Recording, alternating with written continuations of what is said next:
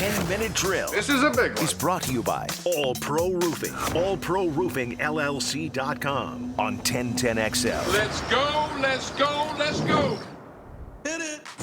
All right, sports concepts and rationalizations coming your way. We call it the 10-minute drill. At the end of the drill, we usually have a prize pack. I have not checked with Beef, but I'll throw it out there anyway. Beef, are we giving something away today? 100%, Dan. We're hooking one lucky Guggen up with lunch entrees for two at Sonny's Barbecue, so stay tuned for that. Oh, that's perfect. That's wonderful, and that's quite frankly divine is what that is. That's divine. So the Jaguars should win the football game this week, Dan. it's funny because in my little thing, I picked them to win. I just have a feeling that they'll win, so they'll probably lose. And I've had that same feeling. I'm stupid to pick them, and so are you. It's dumb. It's ignorant because they've lost 20 games in a row. And really, quite frankly, Pross, until they win, we should not pick them. But yet, I think because we're fans, you find yourself, if you get a little hope, you pick them. Well, the Dolphins are just as bad, only they have a win. Yeah. And if they, like, I've been Mr. Progress, right? Progress is okay for now. You improve. If you improve anymore, like we said going into last week, you win the game. You know, I don't know. That game got so hijacked by the officiating that maybe they would have won. But the Dolphins are equally as bad. In fact, the Dolphins' defense, worse than the Jags. Third worst defense in the league at 422 a game. Points allowed, 30.8, which is even more than the Jaguars' 30.4. Yeah. Trevor continues to improve. Tua was a struggling quarterback who now comes in off of a layoff. Yeah. There is no reason for the Jaguars, if they are still indeed on this arc of improvement, this is where the win should come.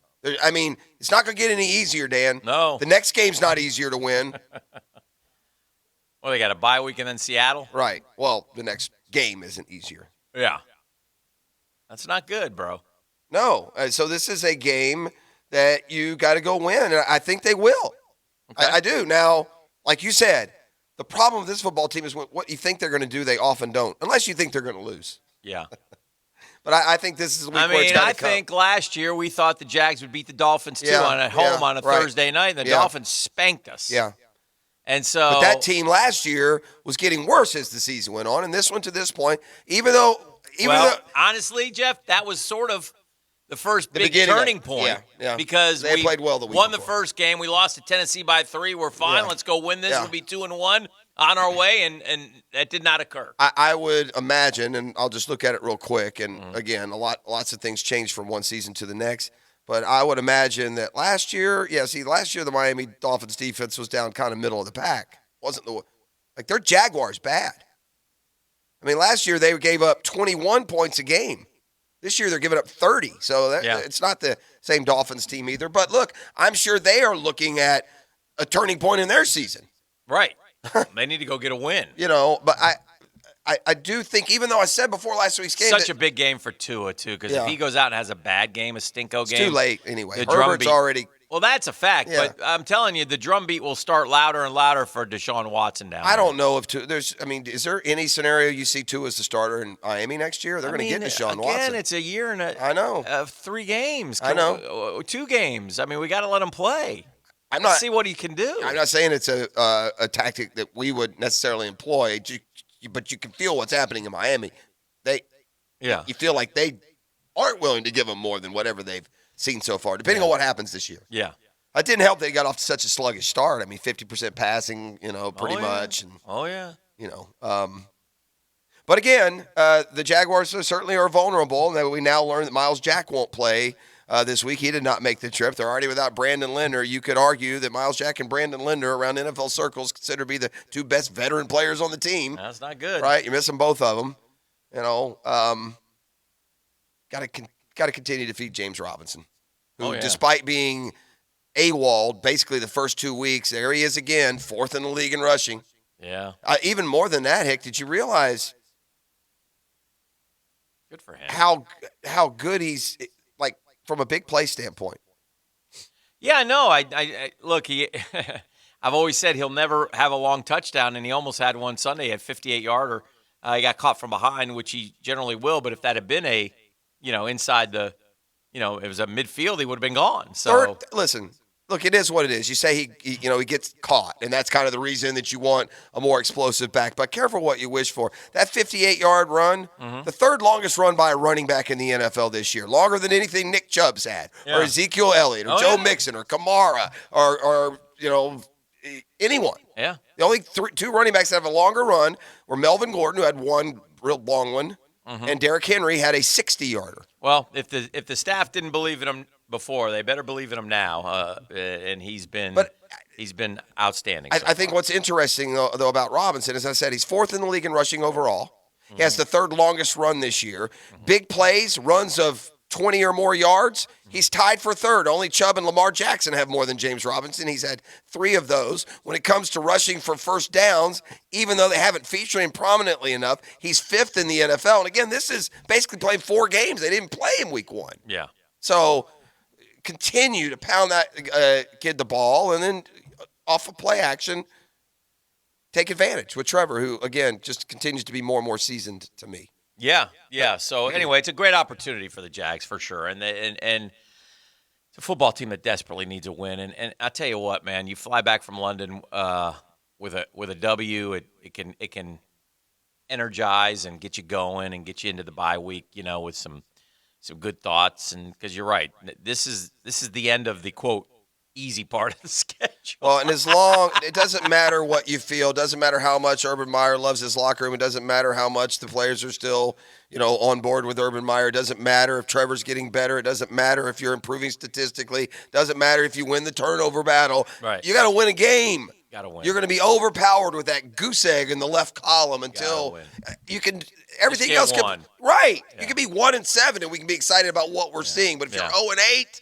Eventually, it becomes a really tough sell. And again, you're going to dodge Russell Wilson, but you're still going to Seattle, where you have no history at all, and then you have Buffalo, and then you're at Indy, not home against Indy, and then you have San Francisco. I mean, those are just 4 really tough physical football games you got coming up. So good luck, and then you get Atlanta, and maybe fine, but then you go to the Rams and to the Titans, bro. So. It ain't going to be easy. Of course not. Yeah. Good luck with that. So we'll see what happens. But, this is a wonderful opportunity, and it's a fun little 9:30 a.m. start, right? So breakfast with the Jags is what it is. Breakfast with the Jacksonville Jaguars. So around the league, it's the first time I've heard this, and I thought this was interesting.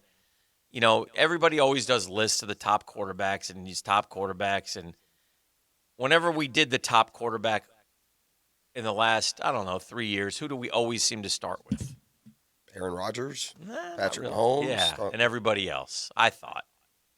Mahomes and everybody else. Maybe the last couple of years, for sure. I'm not so sure right now. He's pressing a little bit. 6 picks. That's all he had last year. Yeah, he's just not, he's probably feeling the pressure of a bad defense. It's adversity for him for the first time and how he handles it. And I think the Chiefs will be fine. But I told you at the beginning of the year I didn't think they were a Super Bowl team. In fact, I wasn't going to pick the Bills them. look like the best team. Yeah, but it's just the quarterback position is so overanalyzed. And Mahomes is a great Hall of Fame quarterback. But yet right now, if I said who are the best 5 quarterbacks right now in the NFL, I'm not sure you'd mention them. And by the way, I'm while still I was putting away, him in the best 5. A tip of the cap to a guy I've been hard on, Lamar Jackson's game Monday night was sensational from a throwing standpoint. Yeah, which is what he needs to show. Sensational. Well, the reason it's extra important is because the knock on him is, you get to the playoffs. If you're behind, you got to be able to. Well, they were behind. Yeah. To a team that was playing good, and he led them on a fourth quarter 16-point comeback. The guy is deadly in the 2-point. Wouldn't you love to have the Ravens offense more than any other if you need 2 points? Oh yeah. Like the 2-point conversion, he seems to. Well, and we saw Hurts do it last night. That young running quarterback who can also throw when it comes to that 2-point conversion, such a weapon. What is the NFL record, fellas, for touchdowns in a season, passes? It was 55, was it? Was it 55? Who is it, Peyton or Brady? It's Peyton, right? Didn't Brady get 50 and then Peyton threw 55? Peyton threw a boatload at the. I'll look at it. Yeah, it's 55. Manning, 13. Yeah. And 13? Yeah, with the Broncos. I'd like to nominate that being in danger this year. With Brady? Yeah. What's he up to now? He had 2 last 17. night. In what, 5 games? 6 games. So 6 games, 17, 30 for no. I mean, he had to pick up the pace. Yeah, but he might. If he played 18 games on this pace, he'd have 51. Yeah. You need a couple more of those 5 and 6 touchdown games like he had last week against the Dolphins, the same vulnerable Dolphins defense that the Jaguars will face on Sunday morning. But he might. So is it being too conspiratorial to wonder about Miles Jack and with the trade deadline coming and a team that's revamping, redoing their roster? Yes. It's too much. You think he's a part of the nucleus here to come? They signed into that deal, a couple of years ago? Yeah. Why would you trade him? You got him at a pretty good bargain rate. I wouldn't. Yeah. Just wondering. Yeah. Why would you trade Joe Schobert? Why would you trade Sidney Jones? Why would you trade, Well, a lot of guys. yeah. That's fair. I just – that middle linebacker and this – I would never opt with a coach's system over a talented player, but sometimes they might. He's under contract for 2 more seasons. Yeah. After this year at his cap hit 13.1 next year, 13.9 the following year. that's fine. Needs to be a playmaker, though. If you're a middle linebacker making $13 million, you need to be Ray Lewis and Urlacher and, that level player, and he's not been that. Yeah. It's not bad. So we'll see. A lot of good games on tap this weekend, though, on Sunday. The Gators go Saturday. Florida's a double-digit favorite at Baton Rouge, which is a gambler's delight. I mean, I would never bet against my team, but with all due respect, and I think Florida should win the game. I think they ought to win the game, but I would be pushing a lot of shekels towards LSU. I guess they were saying they're down under 60 scholarship players at LSU. Again, this was the same thing as last year, bro. We heard the same stuff, and I know that because every day I look at the bottom line. That's was my sports intake while I was decompressing and sort of drying out. This LSU team's even worse than last year. Both corners are out, and then yesterday I saw some defensive end guy is out. Their receiver quit and left. And their receiver, Abute, is gone. Done. Yeah, I know.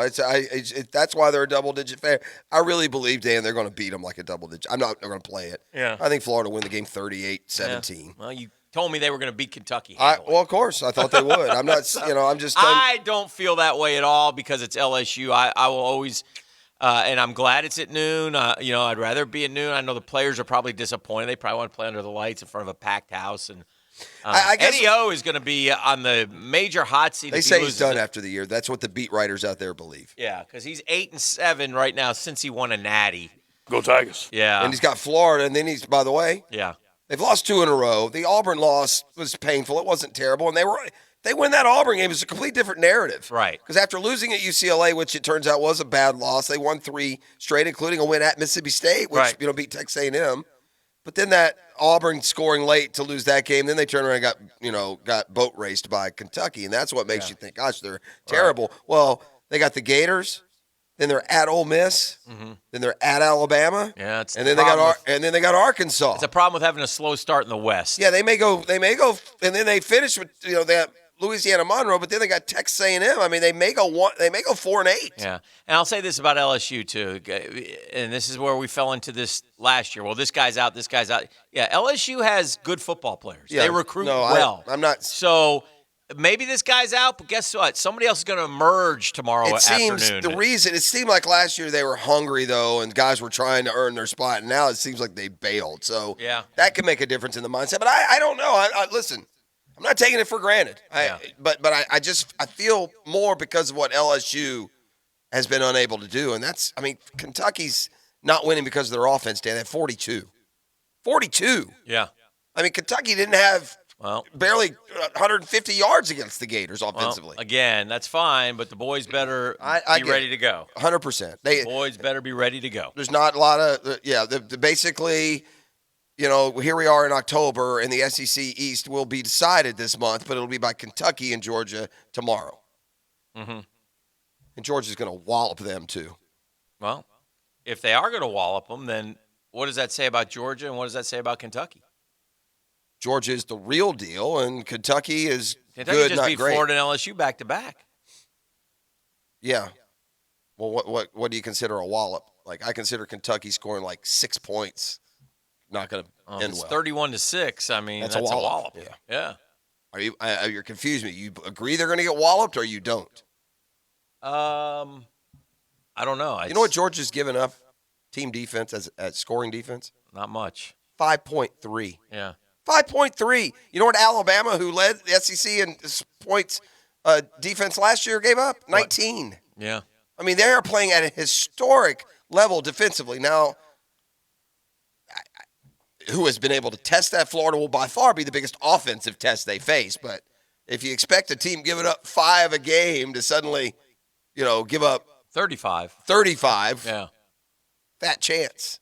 Is there any kind of buzz in Athens about the quarterback situation, like staying with Stetson? It seems like I've heard some murmurs. I haven't done a deep dive on that. I don't know. It seems pretty implausible that, a guy who was positioned as a first-round draft pick.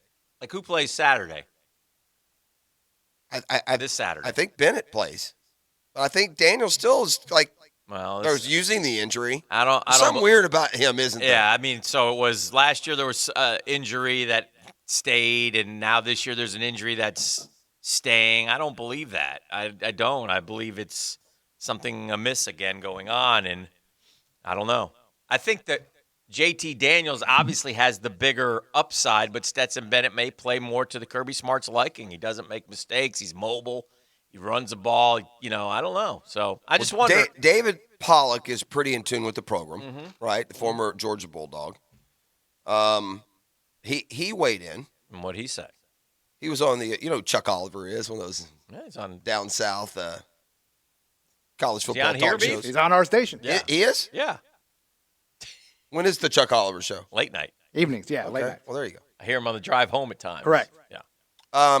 Pollock was asked which quarterback should be starting at Georgia in his eyes, and he said, it's not debatable for me. I'm on the mailman train, have been for a while. Who was the last team before Texas A&M to have a lead over Alabama? That was Stetson Bennett's Georgia Bulldogs in the third quarter last year. But then Stetson Bennett made some mistakes, and they lost that game. Well, he left that part out. Pollock also gave his thoughts on how both Daniels and Bennett got into the program. Daniels came in a 5-star recruit. Bennett, a walk-on who rejoined as a JUCO transfer. The problem is no stars. The problem is walk-on. The problem is 5 stars. The other guy, if a CEO comes from Microsoft, a startup company, he has credibility. I don't know what the point he's making.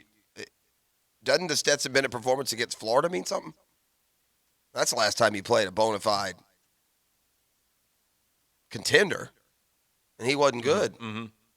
I'm just asking. I don't know. No, it does seem odd. There seems to be an affinity for it. Stetson Bennett, by the way, has been much better this year than he looked last year. Oh, yeah. Yeah, I mean, he's been much better, much improved quarterback. Yeah. But the odd thing is, was JT Daniels not the preseason player of the year in the SEC?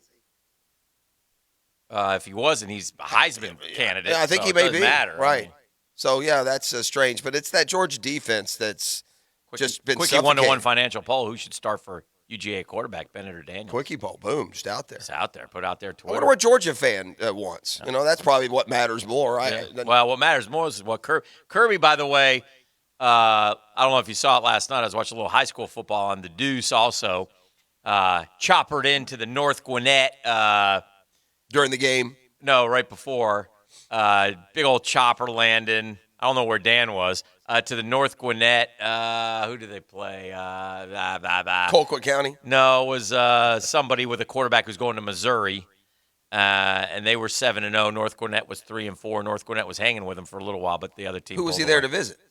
There's a bunch of kids there. 2023s he's working on already. The FSU commits on one of the teams, but he's hurt now. The 5-star Travis Hunter, who was he wasn't he a Gator for a while? I don't know. Anyway, so Gators got a couple 4-stars since we last talked recruiting. Well, they definitely had the receiver. Did they have one at the end of last week? I believe so. So Right as you anyway, left? Anyway, so so a little bit of something going on in that world. But anyway, so lots to do. We're just warming up. Beef, caller number 3, 641-1010 for a little lunch on us. Caller 3 sounds great, Dan. Yeah, 641-1010. And caller number 3 is going to go home with lunch entrees for 2 on us from Sonny's Barbecue.